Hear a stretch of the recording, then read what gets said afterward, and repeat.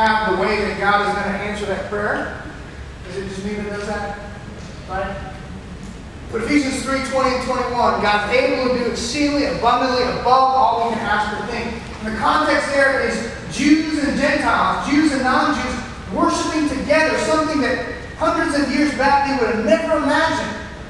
But that's what God can do. He can do these things that just blow our mind. And that's what's going on here. Daniel prays. God, is it 70 years from the first deportation, 70 years from the second or the third? Is it coming up in a couple of years? When is it going to happen? And God says, times and a half. Wait about 400 years. And I'm going to restore things partially, but one day fully restore all things. God answers prayer in mysterious ways. And show of hands. Anybody ever experienced that before? Like something you prayed for, God answered it in a completely different way than you meant. Anybody here? So here's the big idea for today as we prepare for the Lord's table. If you want to see God's hand, then connect with His heart. Relationally connect with His heart. If you want to see God's hand, then connect with His heart.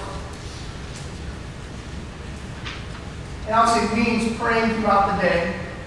But I would encourage you, perhaps tomorrow morning you get up 15 minutes earlier than you normally would.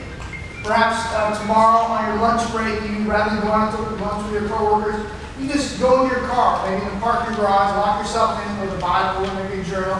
Spend that 45 minutes, hour just praying. Perhaps it means shutting down early rather than at 10 or 11 o'clock, maybe shutting down at 9. Go to your bedroom early and really just communing with God. Putting in that work with God. So if you want to see God's hand, then connect with His heart. And again, it's a mystery. I don't know how it is that we connect with His heart, a sovereign God, that we're able to see His hand at work in our lives as He acts.